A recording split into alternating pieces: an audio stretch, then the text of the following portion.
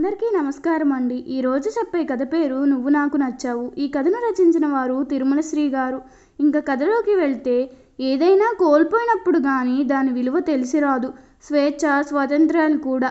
6 నెలల జైలు జీవితం అనంతరం బాహ్య ప్రపంచంలో అడుగు పెడుతుంటే స్వేచ్ఛా విహంగంలా గాలిలో తేలిపోతున్నట్టు అనిపించింది నాకు. వహీద ఎదురొచ్చింది. ముఖానికి ఉన్న హిజాబు తొలగించి నా వంక నవ్వుతూ చూసింది. ఓ క్షణం రెప్పవేయకుండా ఆమెను చూస్తూ ఉండిపోయాను. 18 ఏళ్ల పరువం. తెల్లగా, స్లిమ్గా, పొడవుగా ఉంటుంది. అందమైన వదనం, సంపెంగ లాంటి ముక్కు, ఎర్రటి పల్చటి పెదవులు, కలువ రేకుల వంటి కనులు, తుమ్మెద రెక్కల్లాంటి మురుమాదిద్దిన కనురెప్పలు, భావాలకు భాష్యం చెప్పే చూపులు. బార్బీ డాల్లా ఉంటుంది. రాములమ్మ మా అమ్మను తోడుగా తీసుకుని వచ్చింది. ఆ రోజు నేను విడుదలై వస్తున్నానని కోడికూర వండి గారెలు చేసింది వహీద. దగ్గర కూర్చుని కొసరి కొసరి వడ్డించింది. వంట బాగా చేస్తుంది తను. జైల్లో సరైన తిండికి ముఖం వాచిపోయి ఉన్నానేమో. ఆవురావురుమంటూ తిన్నాను. సింగిల్ బెడ్రూమ్ ఇల్లు. మా అమ్మ వంటింట్లో పడుకుంటే మేమిద్దరం గదిలో పడుకుంటాం. పక్కలు మాత్రం వేరు. వహీద గదిలోకి రాగానే నా వక్షంలో ముఖం దాచుకుని వెక్కి వెక్కి ఏడ్చింది. నువ్వు లేని ప్రతిక్షణం దుర్భరంగా తోచింది నాకు. కన్ను మూస్తే చాలు పీడకలలు. నువ్వు త్వరగా తిరిగి రావాలని నేను అల్లాకి మొక్కాను. క్షణం లేదు అంది. ఆమెను గాఢంగా వక్షానికి హత్తుకొని ప్రేమగా వీపు నిమిరాను. పరవశంతో గట్టిగా హత్తుకుపోయింది. ఆమెను ఆలింగనం చేసుకోవడం అదే మొదటిసారి నేను. లావణ్యం ముట్టిపడే ఆమె యోని స్పర్శ వెచ్చదనం నా శరీరంలో విద్యుత్తుని ప్రసరింపజేశాయి. నాలోని యవ్వనం కోరలు విచ్చుకుని బుసబుసలు కొట్టింది. ఆమె ముఖము, శరీరం ముద్దులతో ముంచెత్తాను. పులకరింతలతో ఆమె శరీరం మెలికలు తిరిగిపోతుంటే ఏర్పడ్డ ముడతలపైన ఆర్తిగా పెదవులు రాశాను. ఈ ముఖాన్ని నా తన వక్షాన్ని ఆంచుకుందేమో ఉక్కిరి బిక్కిరైపోయాను నేను. మా శరీరాలు కొలిమిలో పెట్టినట్టు అయిపోవడంతో తమకంతో నా వీపు చుట్టూ చేతులు పెనవేసిందామె. అరెడు మెడుపు కనులతో లేత తమలపాకుల వంటి పెదవులను నాకు అందించింది. అబాగా ఆమె అధరామత్రిని జుర్రుకున్నాను. మెడవంపుల్లో పెదవులతో రాశాను. మన్మథ బాణాలు నా దేహానికి తూట్లు పడుస్తుంటే నిగ్రహించుకోవడం నా వల్ల కాలేదు. చెదరిన ఆమె వలువలను వలవబోయాను. చటుక్కున నన్ను వెనక్కి త్రోసేసింది వహీద. దూరంగా జరిగి దుస్తులు సరిచేసుకుని మంచం కోడుకు ఆనుకుని తల వంచుకుని నిల్చుంది. దివి నుండి భూమికి జరిపడుతున్నట్లు నా పరిస్థితి. మనకు నీకా లేదన్న సంగతి మర్చిపోయావా శ్రీను అంది మెల్లగా. అపరాధ భావనతో తల వంచుకున్నాను నేను. సారీ వహీ అంటూ గొణిగాను. నన్ను ఉత్సాహపరిచేందుకు అనుకుంటూ చిలిపిగా నా ముక్కు పట్టుకుని ఊపింది వహీద. నువ్వు మంచి బాలుడివి శ్రీను అంది వహీ. నేను ఇంకా నచ్చలేదా నీకు అని అడిగాను. తనకు నచ్చిన వ్యక్తిని నిక్కా చేసుకుంటానంటుంది ఆమె అంటూ అల్లరిగా నా క్రాపును చెరవేసి కిలకిలా నవ్వుతూ వెళ్ళిపోయింది. పక్క మీదకు చేరగానే నిద్ర పట్టడం లేదు నాకు. పసిపిల్లలా నిద్రపోతున్న వహీద అమాయకపు వదనం చూస్తుంటే నా మదిలో ఆలోచన తరంగాలు ఉవ్వెత్తుతున్న లేచాయి. అనాథాశ్రమంలో పెరిగాను నేను. 10th పూర్తి చేసి ఉద్యోగపు వేటలో అలసిపోయాను. పరిస్థితులు నన్ను ఓ చిల్లర దొంగను చేశాయి.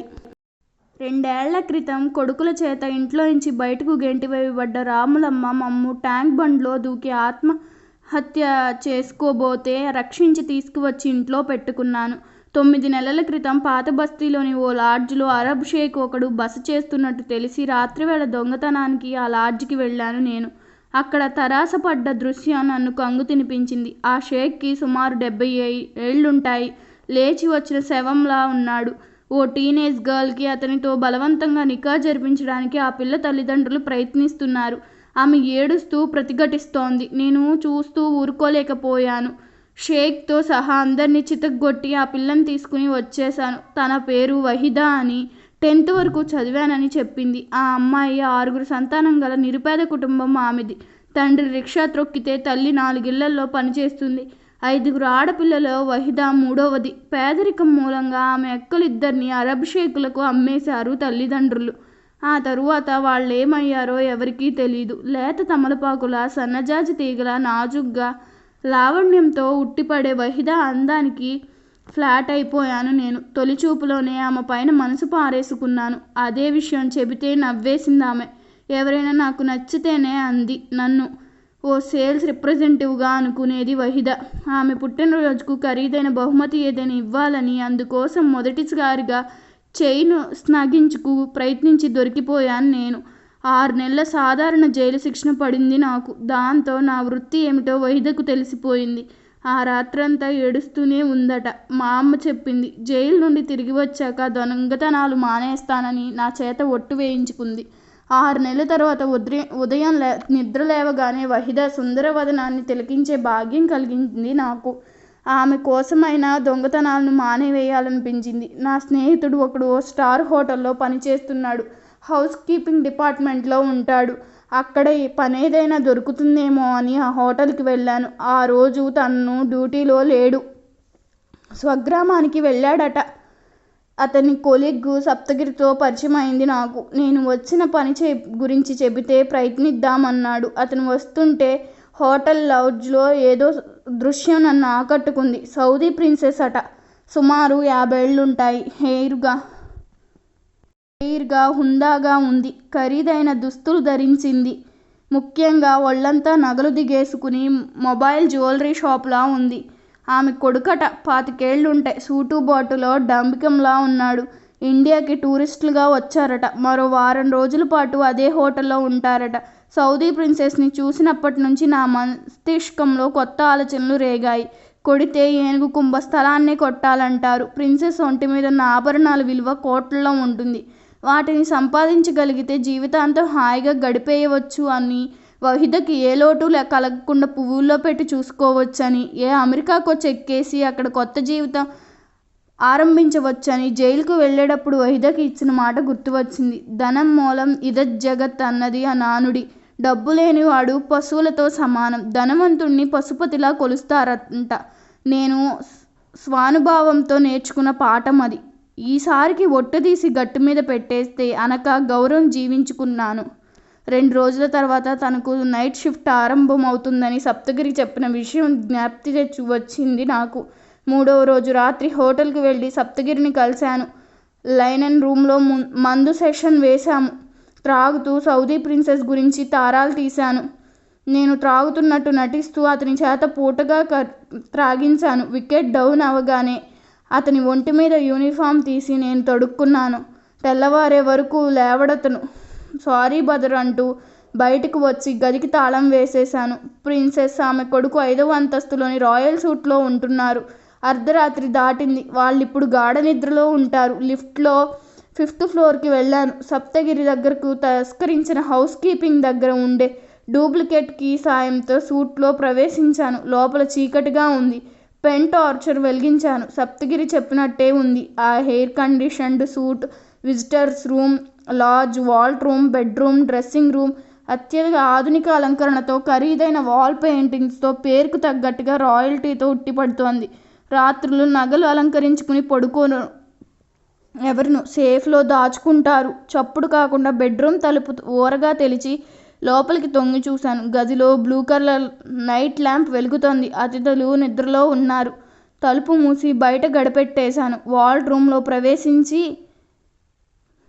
జేబులోంచి పనిముట్లు తీసి పని ఆరంభించాను. 10 నిమిషాల తర్వాత వాల్ట్ తెరుచుకుంది. లోపల కళ్ళు జిగేలనిపించే నగలు చూడగానే ఎగ్జైట్మెంట్తో నా గుండె ఆగిపోతుందనిపించింది.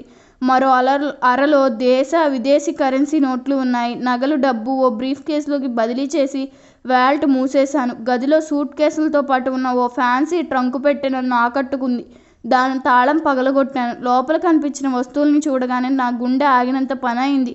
అయోమయంతో బెడ్రూమ్లో ప్రవేశించాను. హంసతులి కథాకల్పం లాంటి కింగ్ సైజ్ డబుల్ బెడ్ పైన కౌగిలించుకుని పడుకున్న ఆ జంటను చూసి ఉలిక్కిపడ్డాను. ఆ యువకుడు ప్రిన్సెస్ కొడుకే. కానీ అతని కౌగిట్లో ఉన్నది మాత్రం ఓ యువతి.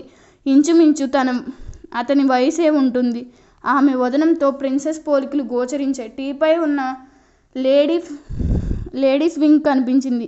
విస్తుపోతుంటే సైడ్ క్యాబినెట్ మీదున్న సెల్ ఫోన్లో ఏదో మెసేజ్ ఫ్లాష్ అయింది. కుతూహలంతో దాన్ని చదివినా నా మెదడు మొద్దుబారిపోయింది. ఒక్క ఉరుకులో ఆ గదిలోంచి బయటపడ్డాను నేను. తలుపు గడపెట్టి గుండె వేగంగా కొట్టుకుంటుంటే వాల్ట్ రూమ్ గోడకు జారిగిల పడిపోయి ఉండిపోయాను. దేహం సన్నగా కంపిస్తోంది.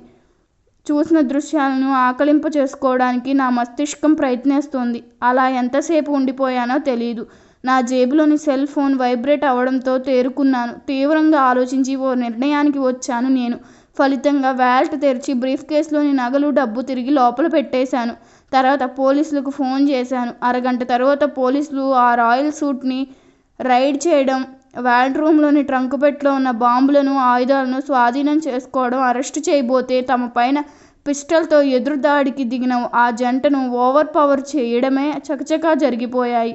సౌదీ ప్రిన్సెస్ గాను ఆమె కొడుకుగాను చెప్పుకుంటున్న ఆ వ్యక్తులు ఉగ్రవాద బృందానికి చెందినవారట. నగరంలో పలుచోట్ల సీరియల్ బాంబ్స్ పేల్చి విధ్వంసం సృష్టించబోతున్నారట. మరుసటి రోజే ఏ ప్రాంతాల్లో బాంబులు పెట్టాలో, ఏ వేళల్లో వాటిని పేల్చాలో సెల్ ఫోన్లో వారి నాయకుడి నుండి జారీ చేయబడ్డ ఆదేశాలు నా కంటబడి, బతకడానికి డబ్బు ముఖ్యమే కానీ అంతకంటే ముఖ్యం నా దేశం, దేశద్రోహుల అమాయకులను మరణ హోమానికి గుర్తు చేస్తుంటే చూస్తూ ఊరుకోలేను. పోలీసులు వచ్చే ముందు నగలు, డబ్బుతో అక్కడి నుంచి ఉడాయించి ఉండవచ్చును కానీ ఉగ్రవాదులు రక్తపు కూడుకు నాకు అవసరం లేదు. వహీదని దూరం చేసుకోవాల్సినా సరే నా పేదరికపు జీవితంలోనికి ఆమె ఏడవడం ఇష్టం లేక అందుకే వాటిని తిరిగి వాలెట్లో పెట్టేశాను. ఉగ్రవాదులు అంతం చూసే వరకు అక్కడి నుంచి కదలకుండున్నాను. దిల్సుఖ్ నగర్ పేలుళ్ల తర్వాత నగరంలో మళ్లీ విధ్వంసం జరగకుండా సమయస్ఫూర్తితో వ్యవహరించి ఉగ్రవాదులను పట్టి ఇచ్చినందుకు పోలీసులు కొనియాడారు నన్ను. ప్రభుత్వం నాకు 10 లక్షల రూపాయల బహుమతిని కూడా ప్రకటించింది. వహీద ఆనందంతో నువ్వు నాకు నచ్చావు శ్రీను అంటూ కౌగిలించుకుని నా గుండెల్లో హత్తుకుపోయింది. ప్రభుత్వం ప్రకటించిన బహుమతి కంటే నా ప్రేమ ఫలించినందుకు నా ఆనందం అంబరాన్ని అంటింది. చేతుల్లో ఎత్తుకుని బెడ్రూమ్కి తీసుకెళ్తుంటే మనకి ఇంకా నిక్కా కాలేదు శ్రీను అంది వహీద గారాలిపోతూ. ఏం పిల్లరా మీరు, అన్నిటికీ తొందరే మీకు, ఉండండి నేను ఇప్పుడే పంతుల దగ్గరికి వెళ్ళి ముహూర్తం పెట్టించుకొస్తాను అంటూ బయటకు పెరిగెత్తింది మా అమ్మ. మాకు ఏకాంతాన్ని కల్పిస్తూ హాయిగా నవ్వుకున్నాం ఇద్దరం. ఈ కథ మీకు నచ్చినట్లయితే నా ఛానల్ను సబ్స్క్రైబ్ చేయండి. అలాగే మీ అభిప్రాయాన్ని కామెంట్ రూపంలో తెలపండి. ధన్యవాదములు.